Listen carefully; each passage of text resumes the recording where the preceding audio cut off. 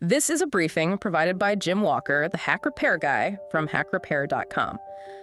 Okay, let's unpack this. Today we're diving deep into a topic that honestly touches everyone, whether you realize it or not. The ever-evolving world of cyber threats. We've got a stack of sources here that give a really comprehensive look. I mean, from the vulnerabilities hiding in your everyday WordPress site, maybe your blog, right up to the high-stakes geopolitical cyber warfare playing out on the global stage. And what's really fascinating, looking through this material, is how threats that seem worlds apart, like, say, a weak password on your personal blog versus a state-sponsored attack on critical national infrastructure, they actually share these deep underlying principles. Right. And they demand a surprisingly similar kind of vigilance from all of us. Right. So our mission today really is to cut through the noise. We want to pull out the most important nuggets of knowledge. Yeah, the key takeaways. Exactly. To help you understand not just what these threats are, because you hear the buzzwords, but why they fundamentally matter to you. It's kind of a shortcut to being well-informed in this incredibly complex, fast-moving digital landscape. Precisely. We'll explore how, simple security oversights, things you might not even think about, can become these wide open doors for really sophisticated attacks. And also how geopolitical conflicts are increasingly being fought, or at least amplified, in the digital realm.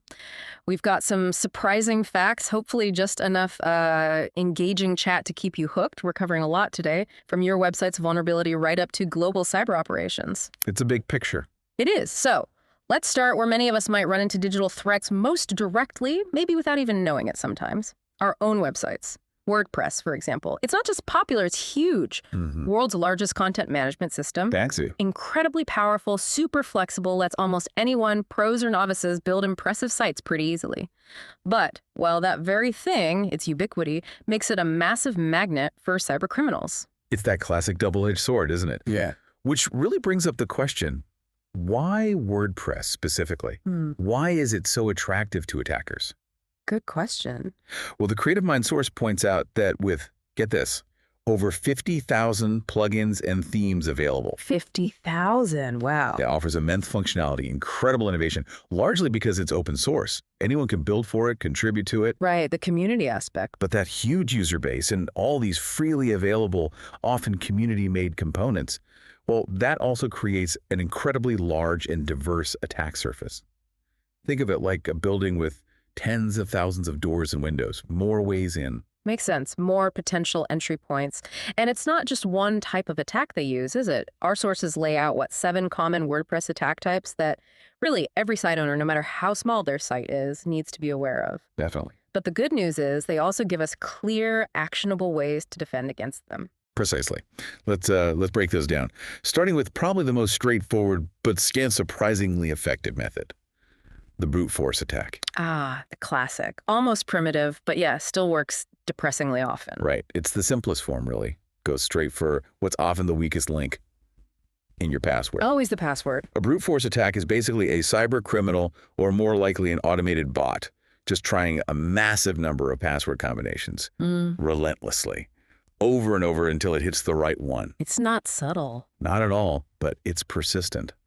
And sadly, very effective against weak or common passwords. Things like 123456 password, even just admin as the password. You'd be shocked how many sites still use those. I believe it. The sheer volume of attempts is staggering. We're talking potentially millions, even billions of guesses per second, often spread across huge networks of hacked computers. So how do you fight back against that kind of relentless assault?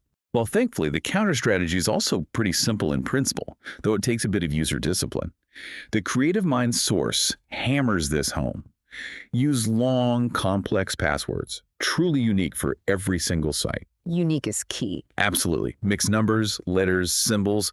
Definitely avoid dictionary words, personal info, or those obvious substitutions like changing an A to an @ symbol. Think like flat becoming FL at. Attackers know all those tricks. Right. You want to make your digital lock so complex a supercomputer would take ages to guess it. But the real game changer, the low effort, high impact defense, 2-factor authentication, 2FA. Yes. everyone should use 2FA. Everyone. It adds that vital second layer. Even if they somehow guess your super strong password, they still need that code from your phone or authenticator app. It basically shuts down most brute force attempts cold. And you might even see signs it's happening, right? Like lots of login attempts. Exactly. If you suddenly see a huge spike in random login requests in your site logs, that's a big red flag. It's like someone hammering on your digital door hundreds of times a second. That's your signal to immediately check your security and change any weak credentials. Okay, so that's brute force. What's next? WordPress core vulnerabilities. This sounds serious. It is, because it gets to the heart of WordPress itself.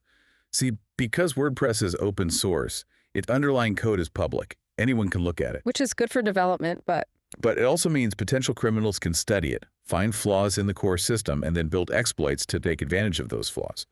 Running older versions of WordPress, or even outdated versions of PHP, the language WordPress uses, makes you particularly vulnerable. They specifically target those older versions. so the fix is updates. Updates. The good news is the global WordPress developer community is constantly finding and fixing these exploits, and usually pretty fast. So the defense is straightforward, but you have to be proactive. Always install the absolute latest WordPress updates as soon as they're released. How do you do that? Easy. Log into your WordPress admin, go to Dashboard, then Updates. Click the button. It's this constant cat and mouse game devs patch. Attackers find new holes, but staying updated is your most fundamental defense. It closes those known attack routes. Got it. Okay, number 3, SQL injection attacks. Sounds technical. It is a bit, but it's incredibly common and dangerous. Yeah. This is where an attacker manages to inject malicious SQL code, which is the language databases speak, into your site, How? often through user input fields. Think contact forms, search boxes, comment sections, anywhere a user can type something in. If that input isn't properly cleaned or sanitized, they can sneak in commands. And what do those commands do? Their goal is to manipulate or get access to your site's MySQL database. That's where everything lives. User info, posts, pages, settings. Unreliable themes and plugins are often the weak link here, creating openings for these injections. So this is a really common way websites get hacked. One of the most common globally, according to the ICR source. And the scary thing is why it's so common. It's actually deceptively easy to pull off, even without deep expertise. But the impact is huge. They can read, change, or just delete all your data. OWASP ranked it 3rd in the top 10 web vulnerabilities back in 2021. It's a persistent threat. Wow. Okay, so defense against SQL injection. Keep your MySQL database software itself updated, that's step 1. And crucially, never expose your database credentials. Those are the master keys. Protect them like gold. Makes sense. Creative Minds also mentions a simple but clever trick.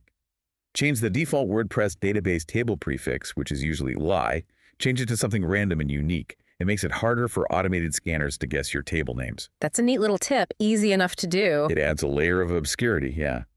Beyond that, the HackRepair source stresses using prepared statements when your code talks to the database.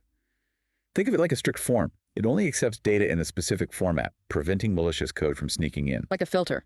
Exactly. Uh-huh. Also, rigorously validate all user input. Check it, clean it, maybe block certain characters. And a core security principle. Mm-hmm. Always use the principle of least privilege. Only give applications or users the absolute minimum database access they need to function. If they get compromised, the damage is limited. Okay, least privilege. Got it. Number 4 on the list. Plugin and theme vulnerabilities. We touched on this with the 50,000 number. Right. And this is a huge one.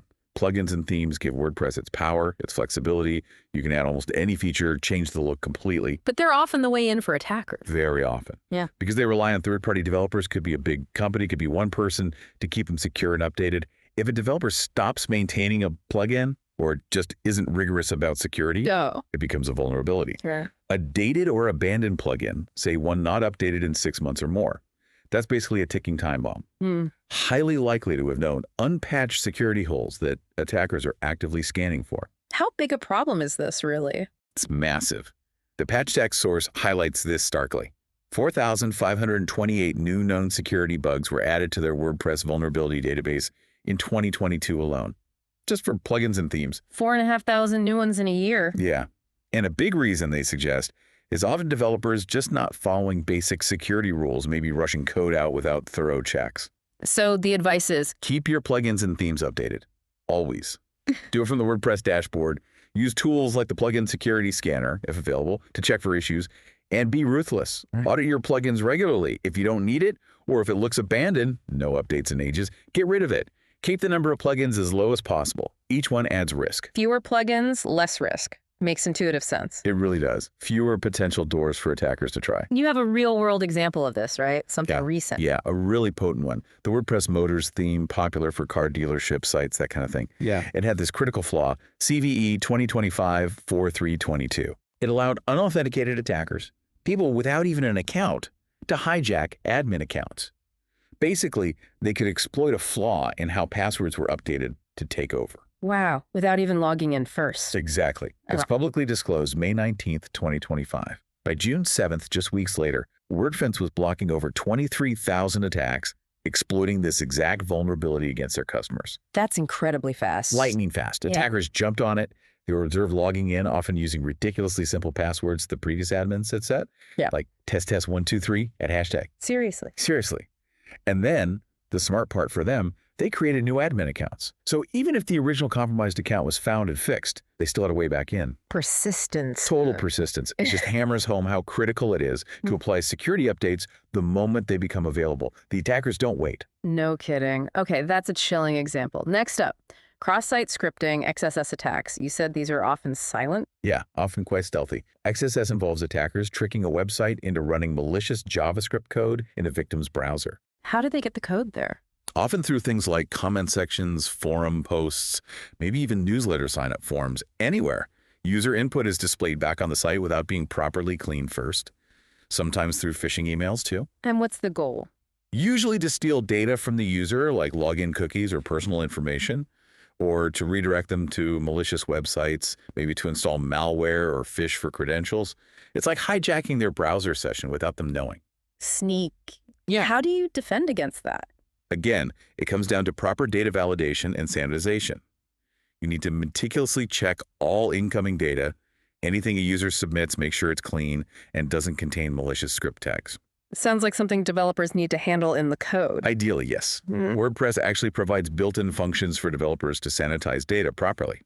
But for non-coders, there are also specific XSS security plugins that can help by automatically blocking or cleaning potentially malicious input. It's about having that filter in place. Right, filtering the bad stuff out. Okay, number 6, DDoS attacks.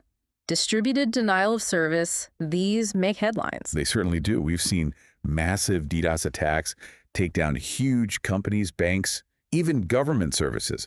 Sony, Netflix, Amazon, they've all been hit. So what is a DDoS attack exactly? It's basically overwhelming a web server with a flood of traffic. Attackers use a network of compromised computers called a botnet.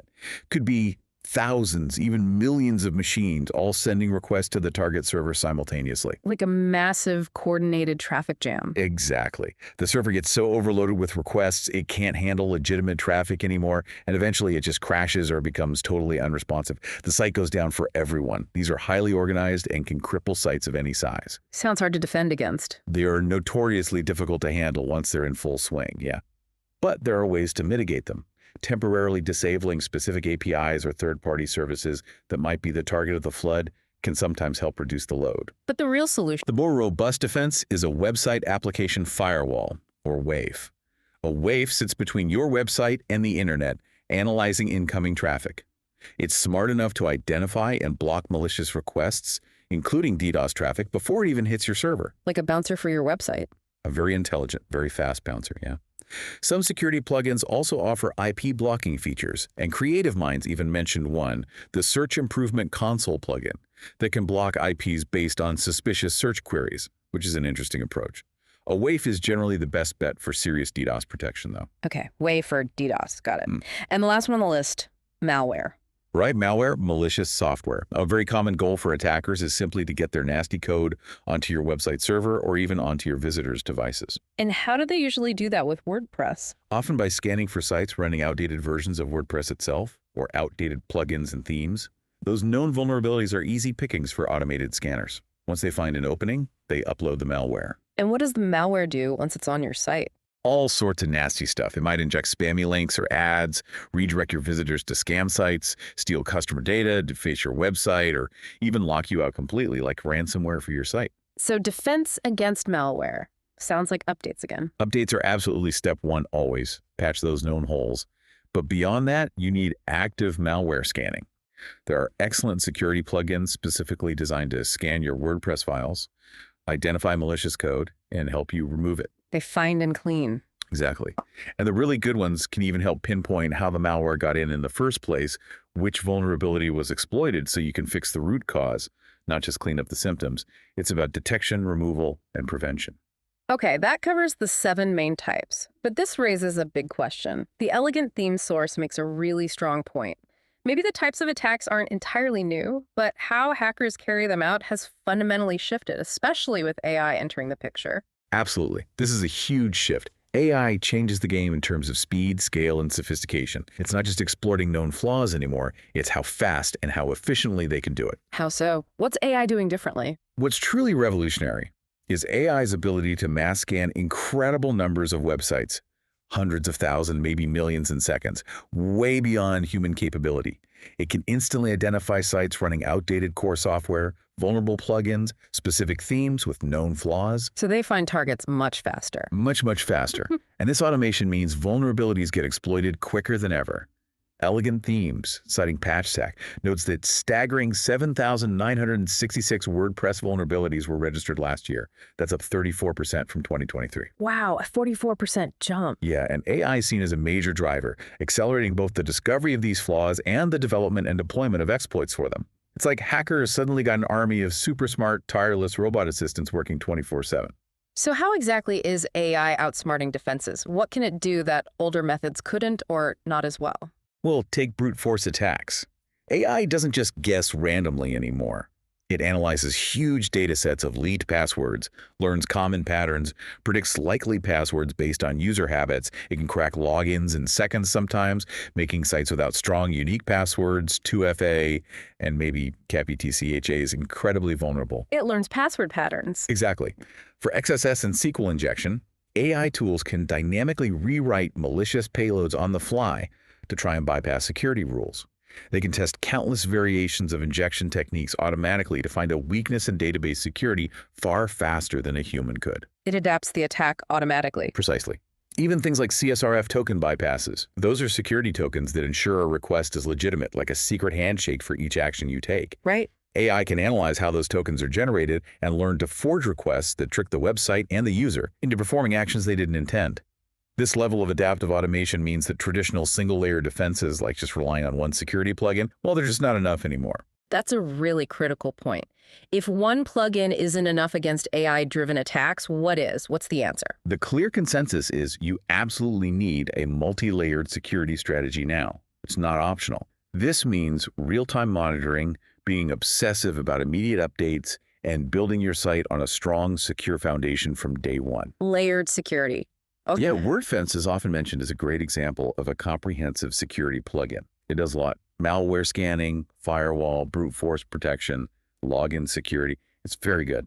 But even that isn't enough on its own. Even WordFence, as powerful as it is best used as part of a broader strategy, not the whole strategy, because no single plugin, no single defense is foolproof against these rapidly evolving AI-powered threats. You need multiple defenses, like having different kinds of locks on your doors and windows, plus an alarm system. Okay, multiple layers. So pulling this all together for the site owner or the manager listening right now, what's the big takeaway? Security isn't just a checkbox anymore. Definitely not.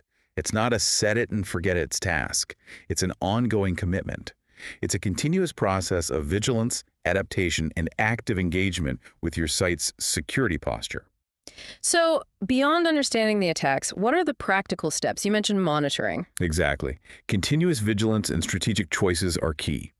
Investing in a dedicated WordPress security monitoring service like PatchStack is becoming crucial. They offer 204/7 real-time vulnerability monitoring for everything: core, themes, plugins. 204/7 monitoring. And here's the really important part. They often provide virtual patching. This means they can block exploits for known vulnerabilities immediately after they're discovered, even before the official fix or patch comes out from the plugin developer. So it closes the window of opportunity for attackers. Precisely. That gap between vulnerability disclosure and patch release is when sites are most vulnerable. Virtual patching bridges that gap. And services like PatchStack manage to do this while staying lightweight so they don't bog down your site's performance. That proactive, always-on shield is a game changer now. Okay, monitoring is key. What about specific tools or foundational choices people should make? Yeah, beyond monitoring, you need solid pillars for your defense. Opt for reliable, proven security solutions. Our sources mention several good ones, each with slightly different strengths. Security is great at detecting and blocking malicious scripts in real time and constantly monitors site activity to catch threats early. Okay. Solid WP, which used to be iTheme Security Pro, is a really comprehensive suite.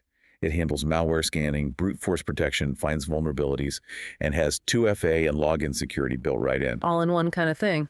Pretty much. Malcare focuses heavily on automatic malware removal, blocking unauthorized file uploads, and it can generate those random CSRF tokens we talked about to stop certain attacks. Good for cleanup and prevention. Exactly. Then there's Cloudflare. It's both a content delivery network, which speeds up your site, and a powerful security layer. It protects against bad traffic, encrypts data, and defends against DDoS, SQL injection, XSS, even man-in-the-middle attacks where someone tries to eavesdrop on communications. So network-level protection. Right. And absolutely critical, don't forget backup solutions. Tools like Updraft Plus or Jetpack Backups. These aren't just nice-to-haves, they are utterly essential. If the worst happens, you need a clean, recent backup to restore your site quickly. It's your safety net. Essential. It sounds like building security in from the start is better than just reacting later. It absolutely is. A strong foundation makes everything else easier and more effective. This starts with your hosting. Choose a reliable provider known for security. SiteGround often gets recommended because they include things like free SSL certificates, automatic updates, daily backups, AwakeF, and their own security plugin, all built in. Good hosting helps. Massively. Then think about your themes. Using a well-coded, all-in-one theme like Divi can actually reduce your need for lots of separate plugins. Fewer plugins mean fewer potential vulnerabilities, less risk. Divi also has a tool, Divi Dash, to manage updates across multiple sites from one place, which is handy. Fewer plugins, safer site. We keep coming back to that. It's a core principle. Regularly audit and delete any themes and plugins you aren't actually using. Be ruthless. The fewer third-party bits you have, generally the better. Okay, and one last point on foundations. Don't underestimate the value of good support. Responsive, knowledgeable support from your hosting company, your theme developer, your security plugin provider. It's invaluable, especially when something goes wrong. Having experts you can call on quickly in a crisis is often underrated, but absolutely crucial. Like having an emergency team on call. Exactly. It's part of that layered defense. Oh, okay. That's a fantastic overview of the WordPress security landscape, from the threats to the multi-layered defenses needed now, especially with AI in the mix. Now let's shift gears quite dramatically. We're zooming out from individual websites to a much larger and, frankly, much more alarming cyber battleground. The direct cyber conflict tangled up in geopolitical tensions. The Socradar Threat Landscape Report gives us a really sobering look at how nation-state conflicts are spilling over aggressively into cyberspace. Yeah, and what's really striking is the timeline the report lays out. It details how the Israel-Iran conflict escalated dramatically by mid-2025. It went from being fought mainly through proxies, right, funding other groups, to direct military clashes. We saw Israel's Operation Rising Lion, those extensive airstrikes, followed quickly by Iran's retaliatory missile and drone attacks. But the key point here, every single physical escalation was mirrored almost instantly by a significant surge in cyber threats. A digital echo of the physical conflict. Exactly. And it wasn't just state-sponsored groups. You had highly active hacktivists jumping in, even international actors getting involved. It shows just how deeply intertwined the digital and physical realms are in modern warfare now. It's a whole new, terrifying front. So who are the main players in this digital war zone? Let's break down the key threat actors, starting with the Israeli-linked groups. On the Israeli side, the most prominent group highlighted in the report is Predatory Sparrow, or Ganjeshka Darande in Hebrew. Now, publicly, they try to present themselves as this independent collective, maybe hacktivists. But the reality is different. Well, the strong consensus among security experts and intelligence agencies is that they're closely linked to Israeli military intelligence, and their actions are significant. They've hit critical Iranian infrastructure hard. Like what? Most notably, they breached Iran's bank SEPA, caused major outages, disrupted customer access, serious economic disruption, and public anxiety. They also hit Nobitex, Iran's biggest crypto exchange. Crypto exchanges too. Why? They accused Nobitex of facilitating terrorism financing and helping Iran evade sanctions. And they reportedly stole around $90 million in cryptocurrency. $90 million. Wow. Yeah. And this group has a history. They've previously attacked Iranian steel plants, railways, fuel distribution systems. Their focus seems strategic, disrupt civilian life, hit key economic sectors, create psychological impact. Okay, so predatory sparrow on the Israeli side. What about Iranian cyber capabilities? Who are their main groups? Iran has definitely invested heavily in its cyber forces, particularly units linked to the Islamic Revolutionary Guard Corps, IRGC, and intelligence services. They're capable of very sophisticated, persistent attacks. One major player is Charming Kitten, also known as APT-35. APT, Advanced Persistent Threat? Sounds serious. It is. These are long-term, state-sponsored espionage operations. Charming Kitten is known for highly targeted phishing campaigns. They get quite elaborate. How so? They've been caught posing as assistants to tech executives or as academic researchers. They'd reach out to Israeli journalists, cybersecurity experts, professors via email, even WhatsApp, build some rapport. Social engineering. Textbook social engineering. Then they try to lure them to fake login pages for Gmail or Google Meet, aiming to steal their credentials. And Iranian APT groups more broadly, like APT-42, have a long history of spying on civil society, healthcare, education, media, not just in Israel, but in over 15 countries, mostly trying to harvest credentials and deploy malware. So espionage is a major focus. Are there Iranian groups involved in more destructive attacks too? Absolutely. Oil Rig, or APT-34, is another big Iranian cyber espionage group, active since at least 2014. They typically target government, energy, telecoms, finance sectors, using tailored spear phishing emails and custom malware to get in and steal data. Okay. But then you have other IRGC-linked units like Muddy Water and Cyber A3ners. These groups seem focused on more overtly destructive campaigns. Destructive how? We're talking ransomware, where they encrypt systems and demand payment, but also wipers. Wiper malware is particularly nasty. Its goal isn't ransom, it's just to permanently destroy data. Erase everything, often with no chance of recovery. These groups have mainly targeted Israeli and regional infrastructure, aiming for maximum disruption and damage. They are definitely playing offense. Wipers sound terrifying. Okay, so we have state actors. What about the hacktivists the report mentions? What role do they play? Hacktivists add a whole other layer of chaos and noise. They're often ideologically driven, independent groups. In this conflict, the report notes activity primarily from groups in Muslim-majority South Asian countries, various Arab groups, and even some Russian collectives.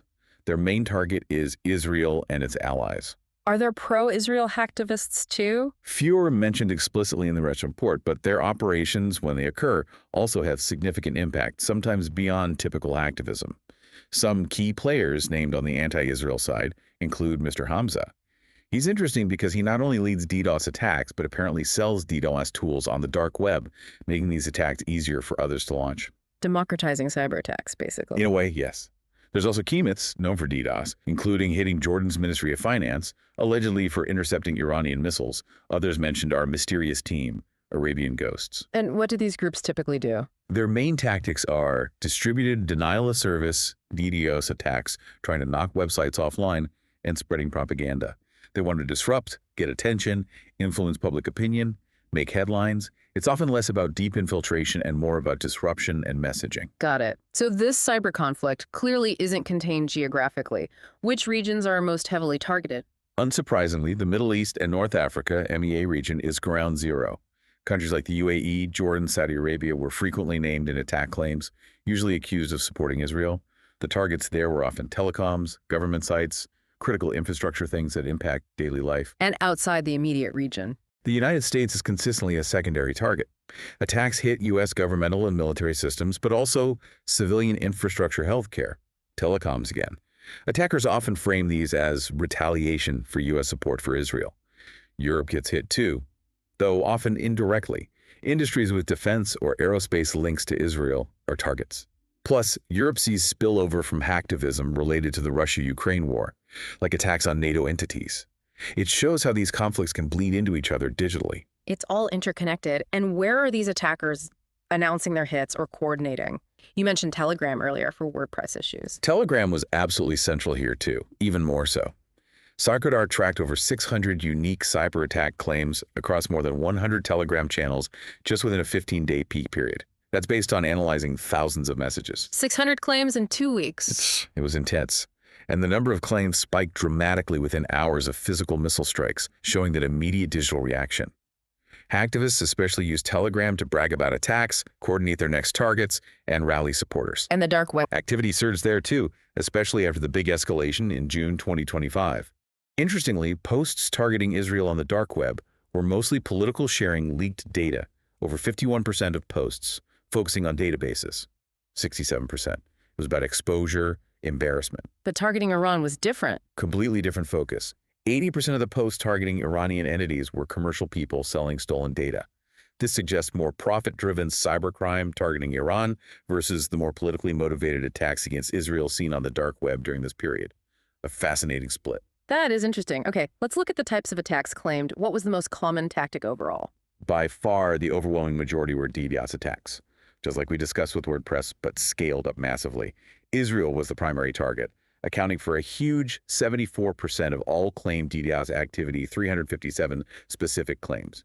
Clearly, disruption was a major goal. Knocking things offline. What else? Other significant attacks included data breaches and leaks, website defacements, changing a site's appearance with messages doxing, which is releasing private info publicly, and disrupting operational technology, OT systems like industrial controls. We also saw network intrusions, hijacking TV or radio broadcasts, and data destruction using wipers. A whole range of disruptive tactics. Which industries got hit the hardest? Governmental organizations took the biggest hit, with 116 claimed attacks. Defense and military were next at 87.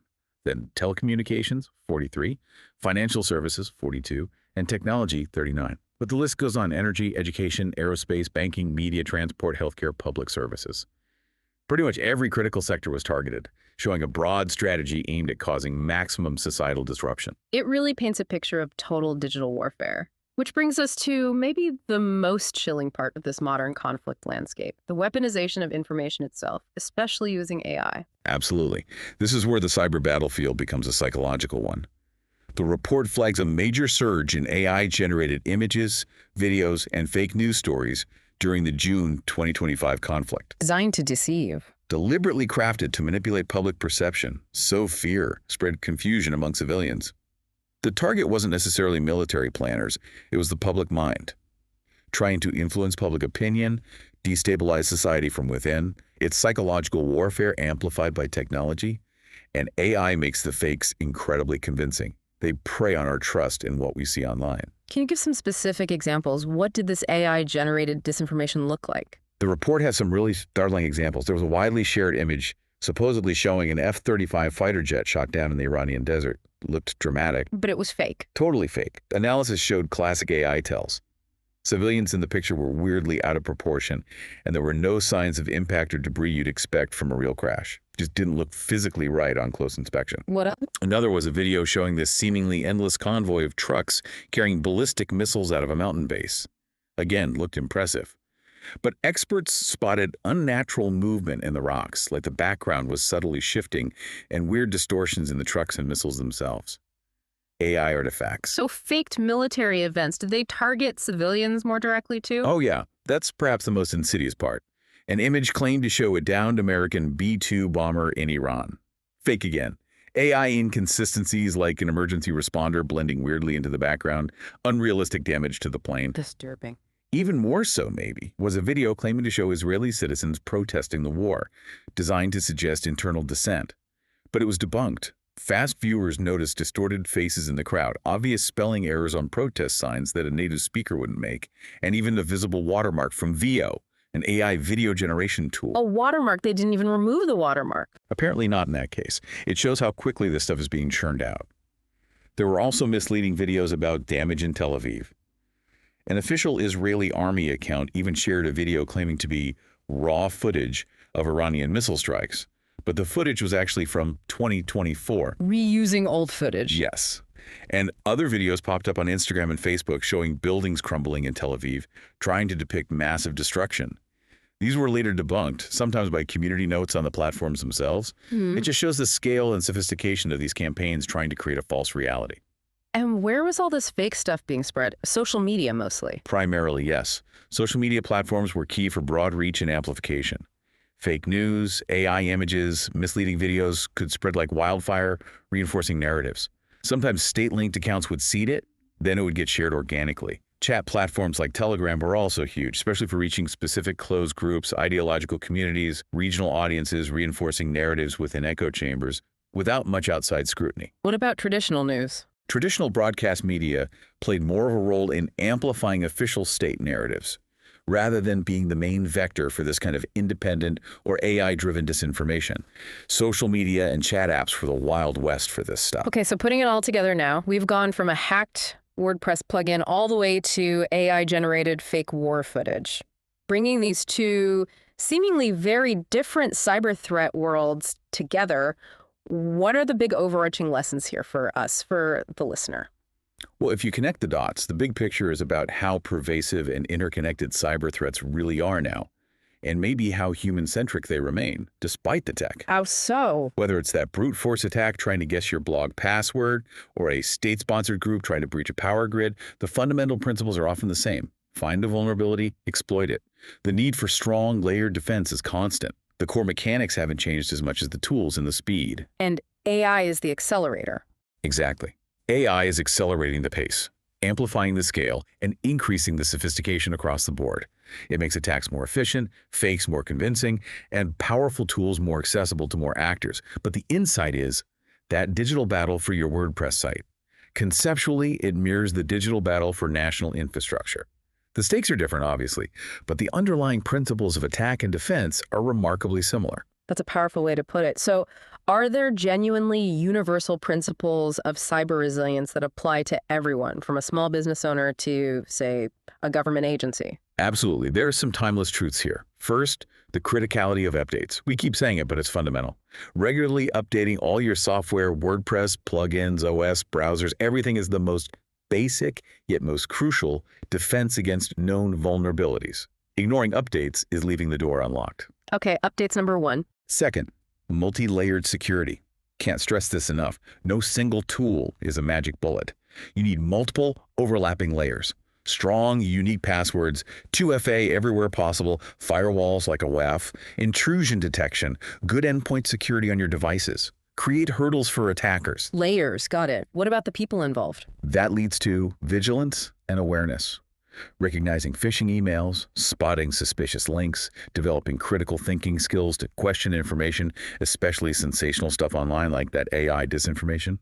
User education is a critical frontline defense. People are often the entry point, not because they're malicious, but just unaware. Train the people. Fourth, robust backup and recovery. Have backups. Test your backups. Ideally, keep some backups offline. If you get hit by ransomware or a wiper, being able to restore quickly is your lifeline. It ensures business continuity or national resilience. It's non-negotiable. Backups are essential. And finally, despite all the tech, the persistent human element, it remains a massive factor. Weak passwords, clicking bad links, falling for social engineering, being swayed by emotional disinformation.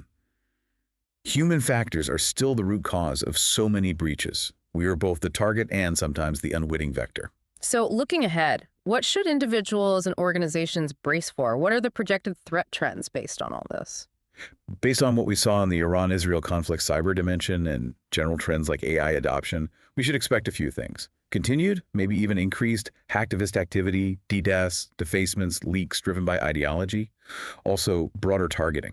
Organizations seen as merely allied or indirectly involved in conflicts are increasingly fair game, widening the potential victim pool significantly. So more splash damage from geopolitical events. Pretty much. And the big one, a significant rise in AI-driven attacks. That means more sophisticated phishing, more convincing deepfakes and disinformation designed not just to steal info, but to actively mislead, manipulate opinion, and erode trust on a massive scale. It's going to get harder to tell what's real online. That's a sobering outlook. Which brings us to the final big question. In this world of diverse, rapidly evolving threats, from simple password guesses to AI fakes aimed at societal destabilization, how do we, individuals and organizations, actually stay resilient? How do we stay secure? The key really is continuous adaptation, ongoing education, and proactive defense. It's not static. The Soccer report made recommendations for organizations, things like strengthening technical controls, improving basic cyber hygiene, like enforcing MFA everywhere and reviewing who has access to what, and actively working to counter disinformation. And those apply more broadly. Absolutely. Those principles apply far beyond just nation states or large corporations. For anyone running a WordPress site, it comes right back to that constant cycle. Keep everything updated, build on a strong foundation, good hosting, secure themes, minimal plugins, and seriously consider investing in continuous monitoring services for that real-time visibility. It's about building digital muscle. That's a great way to put it. Building digital muscle in this increasingly complex, interconnected world. Understanding that security isn't a destination you reach. It's an ongoing process, a dynamic journey that requires constant vigilance, learning, and effort from everyone. A journey indeed, and one we all need to take more seriously. Thank you. This has been incredibly insightful. My pleasure. It's a crucial conversation to have. Before we wrap up, here's a thought to leave you with. Consider how often you actually stop and verify the information you see online, especially when tensions are high globally or things feel chaotic. As artificial intelligence gets better and better at creating these fake realities, how might that challenge our basic trust in anything we see or read digitally? And what responsibility do we all share in this new landscape to be more critical consumers and maybe even creators of information? Something profound to think about as you navigate your own digital life. This deep dive was based on a briefing provided by Jim Walker, the Hack Repair guy from HackRepair.com. Jim Walker offers specialized services focused on repairing hacked websites and ensuring their ongoing security. He brings invaluable clarity and effective solutions to these complex digital challenges for anyone navigating these very real threats we've discussed today. For more information or if you need expert assistance, you can visit HackRepair.com.